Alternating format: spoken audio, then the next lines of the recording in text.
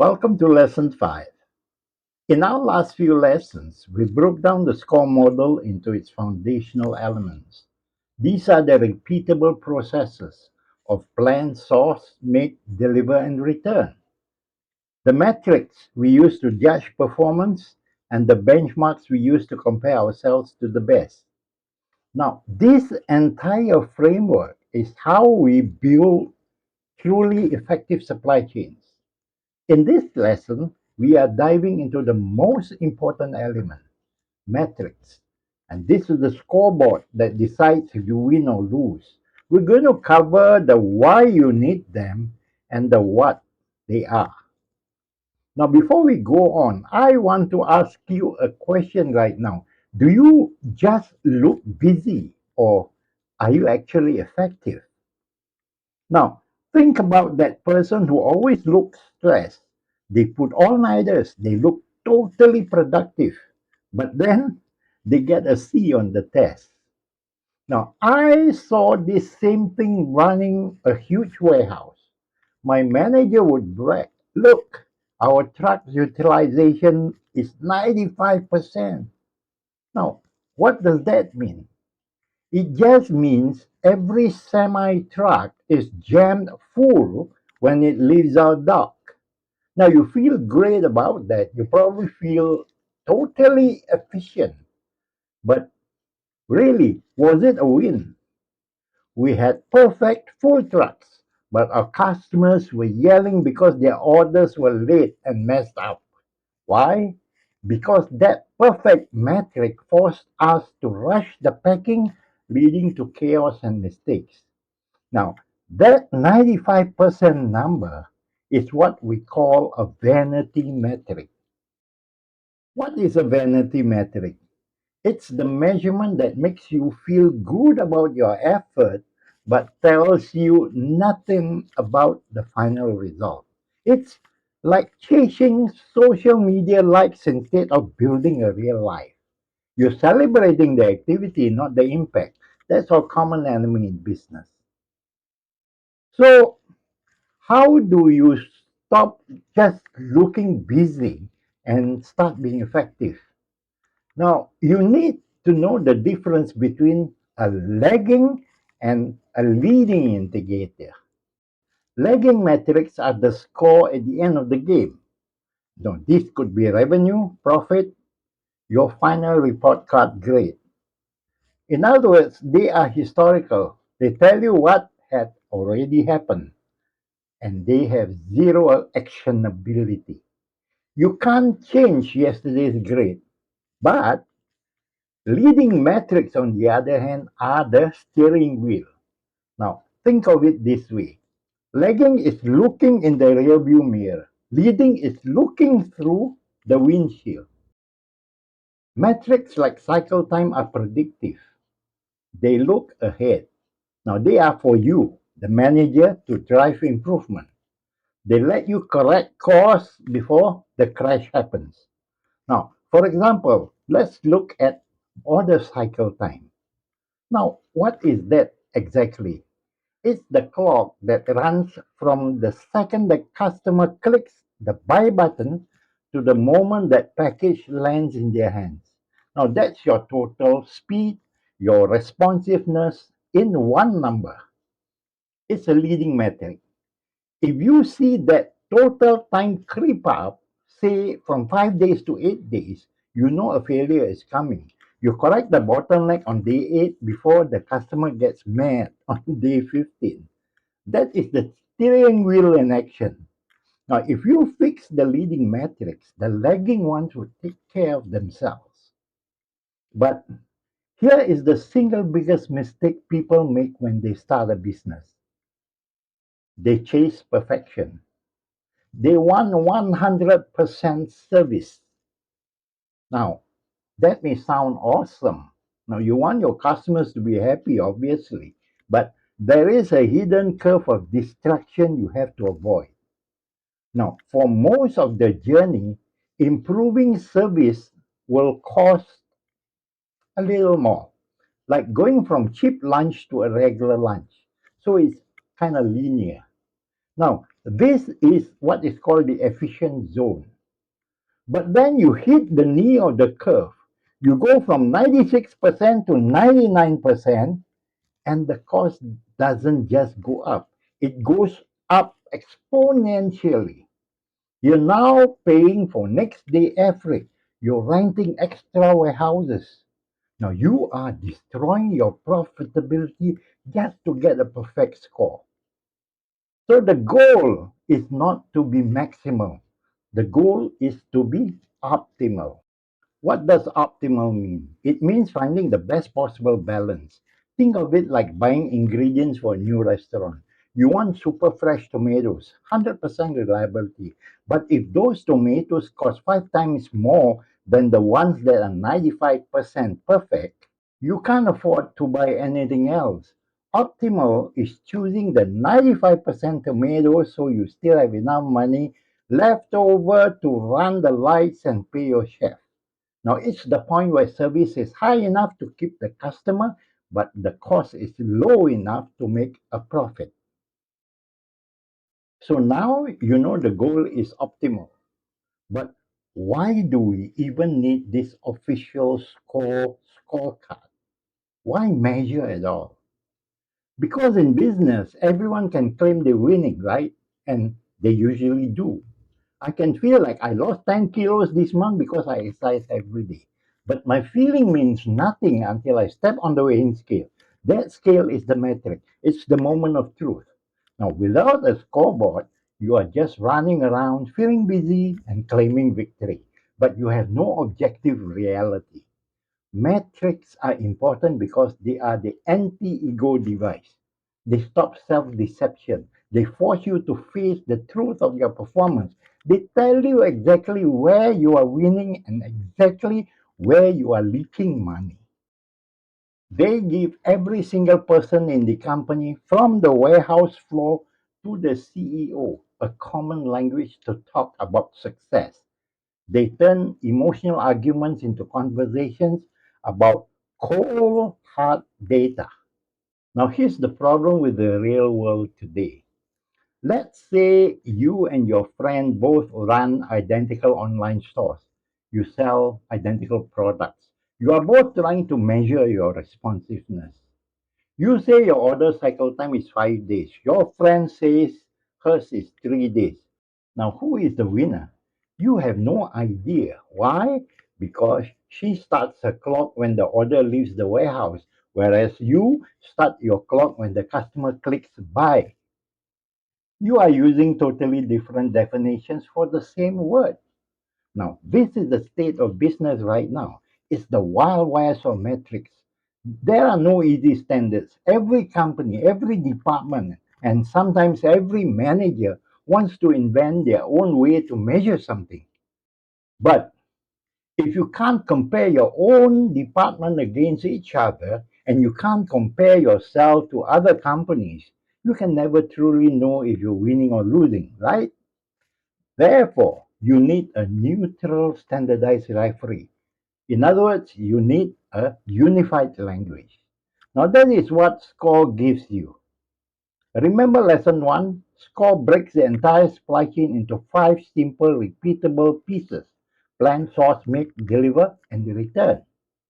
Now, when we add metrics, we are forcing all businesses to measure things the exact same way using the exact same playbook. Okay, now let's get specific. These are the big five SCORE attributes. They are the five strategic levers you have to balance because they all fight each other. Number one, reliability. Now, I call this the promise keeper. Reliability is the king of all metrics. This is about trust. You can deliver the product exactly as promised every single time. The core metric here is perfect order fulfillment, or POF. Now, think of a food delivery driver. Now, to get a 100% POF score, they must deliver the right order at the right time, in the right packaging, to the right address, with the right paperwork and the right attitude. Now, if they miss one thing, if the order is cold or a drink is wrong, it is zero. If your company's POF is 90%, it means 1 out of every 10 orders is screwed up in some way. That's usually where you lose a customer forever. Now, this conflicts directly with cost. Why? Because to achieve that perfect reliability, you have to buy extra buffers in the form of extra inventory, faster but more expensive shipping, and extra staff just sitting idle. Now, certainly it's expensive. Think about it. To be 100% reliable, you can never run out. That means you have to buy massive amounts of extra inventory just in case. Now that money is stuck gathering dust. To guarantee a 3-day delivery, you pay for next day average. That expedited shipping costs a fortune. Reliability is paid for by the absence of risk. Eliminating risk requires spending money on buffers, and that tension is the first and most painful one you manage. Now let's go to number two, responsiveness. I call this the predictable speed. Now, we talked about responsiveness before. It's speed, but reliable speed. The core metric here is your total order cycle time, or OCT in short. Now, it's the speed of the Amazon Prime promise. You can't just be fast sometimes, you have to be predictably fast. A reliable OCT of 2 days is better than a random time between 1 and 5 days. Now, this conflicts with asset management. Why? Because the faster you are, the more expensive inventory you might need sitting in warehouses waiting. Let me explain why that inventory is so costly. Think of it like this: every single item sitting on a shelf isn't just a product. It's a dollar bill that is frozen. It's money you paid to your supplier that you haven't got anything back yet. You can use the frozen money to buy a new machine, launch a new product, or give your employees a raise. You have to wait until that item is sold and the customer pays you. Now, when you demand high responsiveness or fast speed, you force the company to hold more frozen inventory, which means less cash is free to run the business. Now, that is going to drag your asset management score because the faster your money moves, the healthier your company is. Now, let's go to the third attribute, agility. I call this the survival skill. Agility is the metric of survival. This is your ability to quickly pivot to a sudden change in the market. Now, the key metric here is upside supply chain flexibility, or USCF. Now, imagine it's a surprise 35 degrees Celsius heat wave tomorrow. Your normal lemonade demand doubles. Can you right now buy 20% more sugar, 20% more ice, and find a spare person to help yourself? Now, that ability to flex, in other words, to scale up without failing, that's USCF. It's how you handle opportunity or disaster. Now, this obviously costs money and conflicts directly with cost. Now, talking about cost, that's the next item on our discussion. The enemy of all others, and that is cost. Now, obviously, this one is easy for you to understand. We measure this using what is known as total supply chain management cost, or TSCMC. Now, this isn't just the price of the product, it's the total bill for running the entire SCOR processes for the month.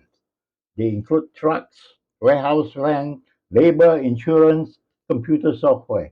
It's the total overhead. You measure everything else against this total number. And here again, when we talk about conflict, this conflicts with almost everything else: reliability and agility. Why? Because cost is the measure of the pain of the trade off. We already talked about reliability. To get that high score, you have to buy expensive buffers of actual stock and faster shipping. And that goes directly to your TSCMC. For agility, it's the same thing. To be ready for a surprise heat wave or a sudden spike in demand, you have to keep machines idle or staff on call. In other words, you have to pay for capacity that you aren't using right now. Now, paying for idle resources is the price you pay for flexibility, and it shows up right here in the cost metric. Now, number five is asset management, or what I call the cash machine. Now, this last one, asset management, is crucial. It's about how efficiently you use your money and your stuff. Now, the best metric here is cash to cash cycle time, or C to C. Think of your money as an athlete. When you buy inventory, and these are the ingredients for your restaurant, your money is stuck in the gym, in training. It only gets a release when you sell the food and the customer pays you. Now, C to C is the total time your money is stuck in inventory or accounts receivable. The lower the number, the faster your money is working for you.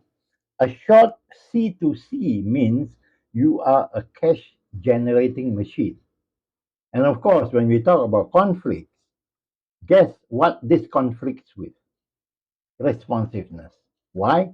Because to be fast, highly responsive, you must hold inventory ready to ship immediately. Holding inventory means your cash is frozen for longer, which makes your C to C worse. Now, the tension is this: the customer wants it now, which means high responsiveness, but your finance department wants to hold zero inventory, so your cash is never tied up, which is high asset management. Now, how is this actually really measured in the real world? Look at this formula. Now, I know that looks like a high level math problem, but here's what it means in plain English. We want that final number to be low, even negative. Let me give you an example. In its heyday, the computer company Dell managed to achieve a negative cash to cash cycle time. What does that mean? It means you are the undisputed champion of asset management. It means Dell would get your money, the customer's cash, for a computer before Dell even had to pay its supplier for the chips, the screen, and the keyboard. You were funding their supply chain. Getting paid before you pay out is the ultimate goal, turning your supply chain into a cash machine. Now, you cannot turn one dial to 100% without breaking another dial. So let's talk about our next step. Now, you know the language, but the beauty of SCORE is in the detail. Now, I want you to do two things before the next video. First, review lesson 4 again. We broke down the plan, source, make, deliver, return processes. Everything that we just talked about: reliability, cost, agility. And these needs to be measured inside those processes. Second, look up the full SCORE DS model. Now, this is the official playbook, and you need to be very conversant in using that reference. Find the link in the description of this video.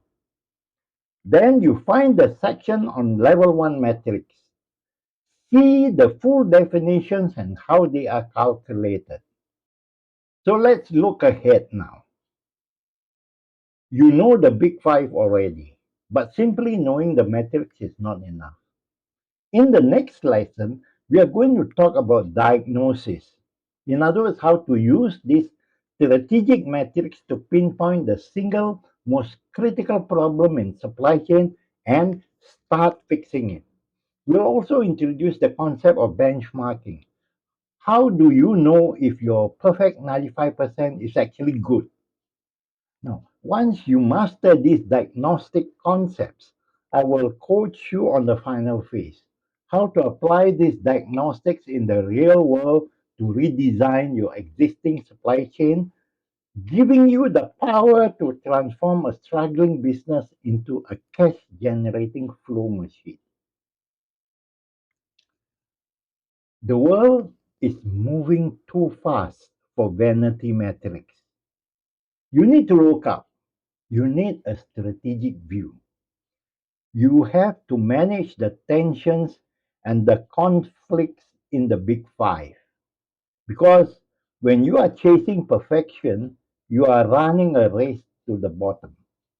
Therefore, remember this one thing: when you manage the trade off, you master the flow. Now, if you're serious about taking the next step, if you're ready to master the diagnosis, hit that like button and subscribe right now. Don't miss the next lesson. Until we see each other again, take care.